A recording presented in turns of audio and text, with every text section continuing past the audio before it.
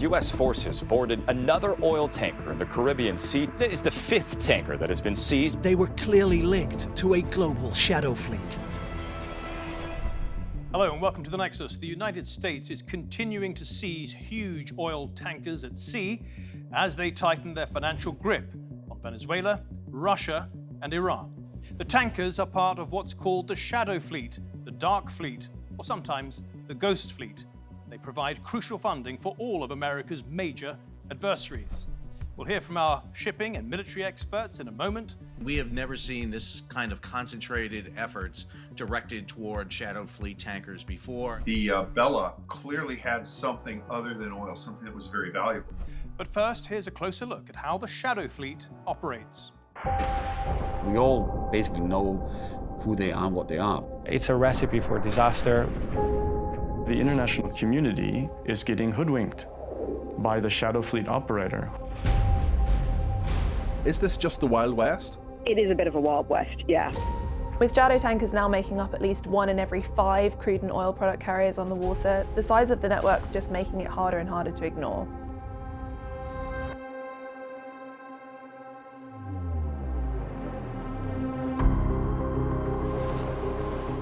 The war in Ukraine and conflicts in the Middle East have triggered a surge in Western sanctions on oil exports. The result, a growing parallel unofficial maritime network. Anything between 400 ships and 1,400 ships strong. These ships are generally decrepit, dangerous. They are generally old, they are generally poorly insured. They'll turn off their AIS transponder, they'll go dark, they will spoof, they will use false identification. It's probably got the flags of a dozen countries. The Shadow Fleet is a gigantic clandestine operation in order to continue to ship oil while evading Western sanctions. Tankers transporting Russian oil, Iranian oil, Venezuelan oil, but no one had enforced those sanctions until now.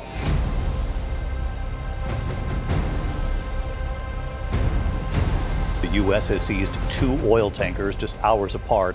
Authorities say both tankers are connected to Venezuela's oil trade. This shows America's willing to use force. And this administration is going to fully enforce the sanction policy of the United States. The U.S. effort is to stop the free movement of this dark fleet vessels, and we've been doing that. This is the 5th vessel that the United States has taken over. The quarantine of oil out of sanctioned or stateless vessels continues. If we could close down the ghost ships, countries like Russia, Venezuela, and Iran would have a lot more difficult time functioning. Donald Trump isn't backing down, warning any vessels deemed stateless by his government that they could be next. Okay, let's bring in our guests now. They've both been watching that report with us. And we have the shipping expert, Sal Mercogliano, and we have David Des Roches, a former Pentagon official. Sal, I'd like to start with you. Until recently, most of us didn't know a shadow fleet, at least on this scale, even existed. How long have they been going for? Well, we've been seeing kind of dark fleet operations for many years now. Largely, it had been confined to Iranian oil that had been under sanctions by the United States. It expanded to Venezuelan oil, but where we saw it really take off has to be the Russian invasion of Ukraine, where the Russians started a dark fleet operation. That has placed that size of that fleet on steroids. And is this the biggest crackdown against their activities? Oh, most certainly. I mean, we have never seen this kind of concentrated efforts directed toward Shadow Fleet tankers before, and we can kind of expect to see it actually ramped up a bit more here. And there's said to be 1,000 tankers out there. It's hard to get an accurate estimate, but that would be nearly 1 in 5 of the tankers around the world. I'm just wondering, where are all these vessels coming from? A lot of these tankers are on the older side, over 15 to 20 years old. They would have been scrapped if not for operations within the sanctioned fleet. So they're operating outside the bounds of normal shipping. One of the things they're not doing is undergoing inspections and routine maintenance. And so these ships, besides carrying illegal cargo, they're actually environmental hazards. And as you say, Russia's relatively new to this game compared to Iran. Apparently, they've been buying many of their tankers from Greece. The Greeks are the largest brokers of tankers, without a doubt. Greece is the largest single country in terms of owning of ships. So Greek ship owners have been selling off tankers, and they've been bought up by companies. Now, understanding who owns a ship and the exact lineage of a ship operator is very difficult. There's a lot of subterfuge and a lot of layers to penetrate to really understand who owns ships. And Sal, Russia may have the biggest fleet, but that doesn't mean that all those tankers are crewed by Russians. Who is crewing them? No, most of these ships are probably crewed by mariners that are recruited out on the open market. So, I mean, we can expect to see Filipino, Indian, Indonesians, Chinese, and potentially even Russian, in some cases, Ukrainians. Market for crews out there has been very difficult since COVID. And so these crew members could come from all over the world. And I've heard that they're going to be prosecuted in some cases. Do they know it's illegal, what they're doing? I think what we're going to probably see is if the crew members are under any legal sanctions or legal kind of criminal activities from the nations that impound the tankers, specifically the United States. For many of these crew, especially the unlicensed crew members and the junior officers, probably have no idea. I mean, it's not like you're signing up to go work on a dark fleet tanker. You're just signing up to go work on a ship, and a crewing agency or organization may send you out to one of these ships. Exactly. So a few innocent people could get caught up here. David, Russia, Iran, Venezuela have three of the biggest shadow fleets. The other two we see in that list there, China and also the UAE. What is the Trump administration trying to achieve by seizing these tankers? Well, the Trump administration's preferred lever of power is economic. And so in the case of Russia, Iran, and Venezuela, those regimes are propped up by oil exports. They want those regimes to change, so they're trying to shut down oil exports by dealing with the shadow fleet of tankers. And then the theory of victory is that given the level of corruption here, when the money stops flowing from illicit oil exports, the ruling elite turns on each other or just moves to the West to be with their money and their family, and the regime will fall. Yeah. Well, they appear to be able to control Venezuela at the moment with this quarantine, as they call it. The other, perhaps biggest story in the world right now is what's going on internally in Iran. Do you think that when they turn the vice on Iran like this, that it makes any difference to what's going on inside that country? Not in the short term. The problem with applying economic stuff is it takes a while to have an effect. And the other problem is within Iran, even though there is a profound degree of corruption within the Revolutionary Guard, which really runs not just the state, but also the economy, there's also a significant ideological component. And analysts fight amongst themselves. There's no real consensus as to how resilient the Revolutionary Guard regime is in Iran. So it will have an effect, it will have a compounding effect, but given the repression directed against the protests, it's possible that the regime can kill their way out of the protests and then deal with the economic pressure as a separate issue. And by dealing with them in isolation, that may allow the regime to preserve itself. Understood. Let's just pause for a moment to focus on the most famous example of a tanker being seized, the Marinera. Now, this involved all three countries, Iran, Russia, and Venezuela. The Marinera started its journey near Iran's Kharg Island, possibly loaded with Iranian oil. It was originally called Bella 1 and originally flying the flag of Guyana. It was there from August until November, when it sailed west towards Venezuela, reaching the Caribbean in December. It was here that the US Coast Guard first tried to board the vessel, but the tanker then dramatically changed course. While being chased, it stopped transmitting its location, changed its name from Bella 1 to Marinera, and re-registered as a Russian-flagged vessel. It then made its way to the North Atlantic, and it was between Iceland and the UK where the US Coast Guard and reportedly US Special Forces boarded the tanker, despite warnings that Russia had sent a nuclear submarine to protect it. David, this was a very costly, weeks-long pursuit. Why did the Trump administration make such a huge effort to catch a tanker that was apparently not even full of oil? Yeah, because they weren't looking for oil. So the whole idea of the shadow fleet is that these are cheap and, as Sal pointed out, rather poorly maintained assets that are disavowed by the state very easily and can be written off if they're seized.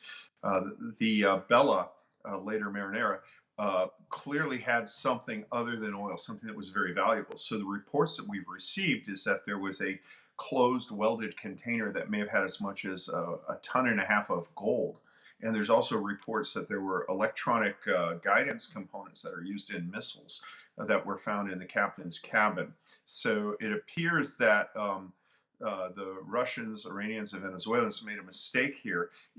If you want to ship high-value stuff like that, it has to go on a properly flagged and registered ship so that there's not the pretext to seize it. By doing it on the Shadow Fleet, I guess they were guessing that the bluff wouldn't be called, that the ship wouldn't be confronted, but obviously it was. Right, Sal, let me ask you about the change of flag and the change of name. What happened to the Marinera's legal status when it changed those? Did it suddenly become stateless and therefore the Americans and the British had a right to board it?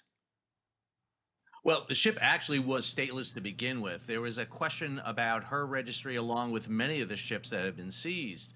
And under the UN Convention on the Law of the Sea, a stateless vessel can be boarded by naval craft. And that was the argument the U.S. had, that the ship was stateless to begin with. It said it was Guyana flagged, but Guyana denied having a registry with the ship. And even if they adopted the Russian registry, as they did, there is a question about whether that registry was legal. Had they done the requisite inspections? Did the ship meet the standards as set by international law? The U.S. said no, and therefore the ship remained, in the U.S. view, a stateless vessel susceptible to boarding. And once on board, then the arrest warrant that had been issued by a federal court could be enacted upon. Sal, you also mentioned that these vessels pose an environmental threat. They're old, they're rusty, some of them are uninsured. Has a tanker ever caused an environmental disaster? We saw a few years ago one of these kind of dark fleet tankers suffer a cataclysmic explosion off the coast of Malaysia. Fortunately, the ship was empty at the time, but did kill 2 crew members on board. But a ship like the Skipper, which was hauling 1.8 million barrels of Venezuelan crude, that's about 75 million gallons of oil. Should that ship spill with no insurance whatsoever, wherever that oil winds up would cause the problem. And so it's really just a disaster waiting to happen. And David, it's widely reported that the US Navy SEALs have been involved in boarding these tankers. First of all, is that true? And if so, why use the SEALs? Well, we don't know if it's true. The resident expertise in shipboarding in the United States military is with the U.S. Coast Guard, and the Coast Guard was present. The SEALs do have a capability for boarding ships and conducting actions against active opposing people. It could be one or the other. We don't know yet. But don't shortchange the Coast Guard. They are, I spent my career in the Army, but the more I learned, they are the best bang for the buck in the U.S. military. And they have decades of experience in doing this, whereas it's sort of just one of many missions for the SEALs. And the SEALs are, of course, very high value assets that are in use all around the world. So I think that the probability is the SEALs may have made the initial breach, but the detailed search was conducted by the Coast Guard. David Des Roches and Sal Mercogliano, thank you both very much for your analysis today. Really appreciate it. Well, we've been talking about the US Navy SEALs. Now let's switch to Delta Force, the elite unit, which actually captured Nicolas Maduro. Very few ex-Delta Force talk to the media, but today we're privileged to hear from a former operator, Tyler Gray.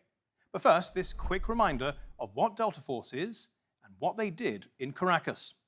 There is one unit the United States turns to again and again, United States Army Delta Force. We all know, Delta is a whole different caliber. Dude, if those guys are hunting you, you're done. The apprehension force descended into Maduro's compound and moved with speed, precision, and discipline towards their objective. Inside the compound, the Army's elite Delta Force team moving in. The commandos used explosives to blow open the door. 3 minutes later, they had located Maduro and his wife, who were trying to flee to a steel-reinforced room. He wasn't able to make it to the door because our guys were so fast. By 3:29 a.m. Eastern, Maduro and his wife were in captivity on the USS Iwo Jima. I watched an operation that was so precise, that was so brilliant. Well, I'm pleased to say we're now joined by Tyler Gray, a former Delta Force operator, and Jonathan Gilliam, who is a former US Navy SEAL, welcome to the program, both of you. Tyler, we've heard it discussed many times in the media since the operation. Everyone's been asking, well, how risky was it? How risky was it? But they weren't asking a former Delta operator. I'm lucky enough to be able to ask you this question. How risky was this operation? Well, first of all, let me be clear. I haven't talked to anyone from my former organization, so and I do that intentionally, so I don't know anything that I shouldn't reveal. But I can tell you, based on the news reports and what I've seen, it seems to be a very risky operation because you're taking a very, very, very small force and inserting it into a country with an entire military that is hostile to you. So I would say on the risk scale, my estimation is this is about an 8.5. It was an exceedingly risky operation, and the way they pulled it off the way they did is nothing short of phenomenal. I've heard President Trump and others describing it as flawless, but I know that you are somewhat reserved to say that because a lot of things will not be revealed to us. Give us some examples. It's like anything. Someone that is very skilled at something can make something look flawless, to people on the outside, but internally they're aware of all the different things that, went wrong. What makes the unit so unique and, in my opinion, so good and versatile is their ability to adjust to problems on the fly. Anytime a plan goes wrong, every member there is specifically chosen to be able to adjust without needing to stick to the plan. And so I'm sure many things went wrong on this operation, and yet from the outside perspective, it appears flawless. There have been many reports that the unit, Delta Force, would no doubt have trained on a mock-up back in the United States. Is that common? I'm going to go off of reports that I have heard that has happened. I would say that's not common. And the reason it's not common is because usually there's not enough time. Most missions happen very quickly. Sometimes you're eating and then you have to go on a mission. So the fact that they had time to pre-plan for this allowed that to happen, but that is exceedingly rare. How useful is it to go through the mock-up? In my opinion, it's both useful while at the same time it can cause problems. It's useful because you run through the terrain and you get very familiar with it. At the same time, when you're actually there's no question things are going to be different. So again, it's good to get familiar with the terrain and the structure, but you can't count on it because on the day things are absolutely going to be different. And if you're trying to stick to what you did in training, you're going to have some serious problems during the operation. Right, so you have to adapt to what's in front of you all the time. One detail from the operation that President Trump did divulge is that President Maduro nearly made it into his panic room and behind a steel door. What would have happened if they had been just a few seconds later and the door had been secured? I'll say this as carefully as I can. It would have added time, but it wouldn't have mattered. And why is it so sensitive? You can't talk about it further. When you get on shows, the reason people don't talk to the military is you don't want to put tactics, techniques, or procedures at risk. And the unit has a lot of specific ones that I'm not authorized to talk about. So I'll be very general in what I say, but I'll say that ultimately it wouldn't have mattered where he got to. They would have got him. Understood. There is a rumor doing the rounds, and I'm afraid it was amplified by the White House spokeswoman Caroline Leavitt, that Delta used a new type of weapon, a sonic weapon. Do you know anything about the development of such weapons? I have no overall personal, very faint, rumors years ago. They've been working on these type of weapons for a long time. That being said, personally, I hope they did, and I hope the development of those type of non-lethal weapons are really being pushed because at the end of the day, he's got a guarding force that's guarding him. That's, if they were Cubans or whatever, they're being paid. you don't want to go in and kill every bodyguard that's simply being paid to protect someone. So the use of, let's say, ultrasonic weapons that were able to disarm or disable people non-lethally, I personally think is a great development going forward, especially as operations continue to push into urban terrain in close proximity to non-combatants.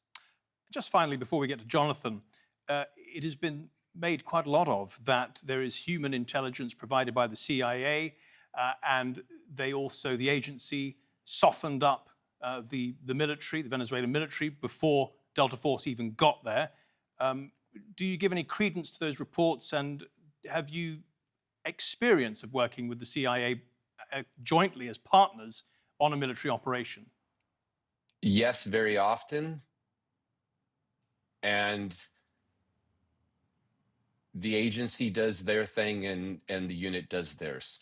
Understood. Tyler, thanks so much for that. Jonathan, we had you on a podcast last week. We were asking about your opinion of the operation.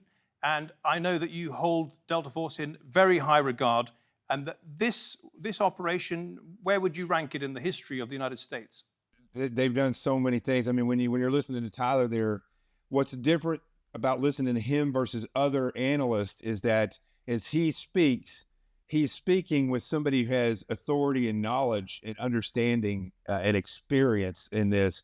And so when he doesn't say something or he has to skirt around a subject, it's done without a cheesy smile or something where he's trying to make it sound more important than it really is. What I say is that this was no more important than any other mission that we did. It displayed their expertise and their abilities to carry out these tactics, techniques, and procedures and employ those properly, very effectively, thousands of miles away from where they train, where they live, in a very rapid and precise moment. And I think, when I hear these things, especially from Tyler or other individuals that know exactly how these things work, it just sends me back and makes me want to go back in and take part in these types of things, because that's what we lived for. And I think when we look at the overall analysis of this, I spoke on the podcast about contingency plans and rehearsals. And as Tyler was mentioning, the mock-up is not as important as the standard operating procedures that you train on over and over and over again, and then learning how to work when those standards break down or the situation changes. And so you can go fluid effectively, just as if you had trained for that fluidity. So that listening to how Tyler explains it, that's what people should take away from it, is that it's years and years of training to get to a point where they can flow through any situation very precisely. And just finally, the world is watching what's going on in Iran. And there are rumors, for example, from the website Warfronts and many, many others, that Delta Force operators who captured Maduro may now be repositioning to the Middle East. Jonathan, do you think they have a role there? And then I'll ask you the same, Tyler. I think we have limited roles in many of these locations. I think Iran declared war on us in 1979, and under the same regime, different leaders, but same type of regime.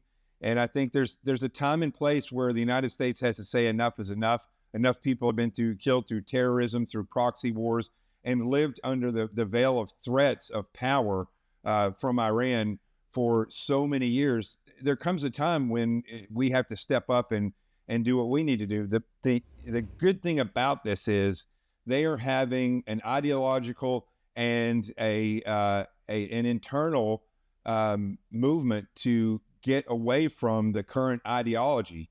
And I think if we can take part in that, if need be, and also bring those who have injured the United States to bear at the same time, I'm okay with that. Understood. And Tyler, just finally, there are reports, and I stress only reports at this stage, that the United States has deployed Delta Force operators who captured Maduro to the Middle East as Iran crisis escalates. When a president deploys Delta Force, and I'm not saying he has, what is the message that he's sending to his adversaries? in my opinion, strength and fear. He's letting dictators around the world know that at any time they can be picked up at any time, at anywhere around the world at essentially his choosing. So he's putting them on notice that they can be in the same situation as Maduro at any point. You know, Matthew, I just want to say one thing so people can understand the reality of this. As Tyler was talking about strength and fear, is I learned about that before I got my Trident, but I'd been through SEAL training. They used us for operation or the opposition in a mock mission. And being the bad guy in the house and waiting there in the dark for something to occur, when the helicopter came in and you could hear that, and then when it blew the windows open and the doors open because it was so close to the house, the fear factor was so high because you could feel the technology arriving and the power, and you knew what was coming after that. That is a horrific feeling for the enemy to feel. And as Tyler talked about that strength, it's a projection of strength that it just does not exist in most places in the world. When you see it, feel it, you know what's coming, you just want to give up. Jonathan Gilliam and Tyler Gray, thank you both very much for your analysis today. Really appreciate it. And thank you at home and on your phones for watching. If you want to see this episode or any of our previous episodes, do go to our channel on YouTube. Just type in Nexus TRT World. Until next week then, goodbye.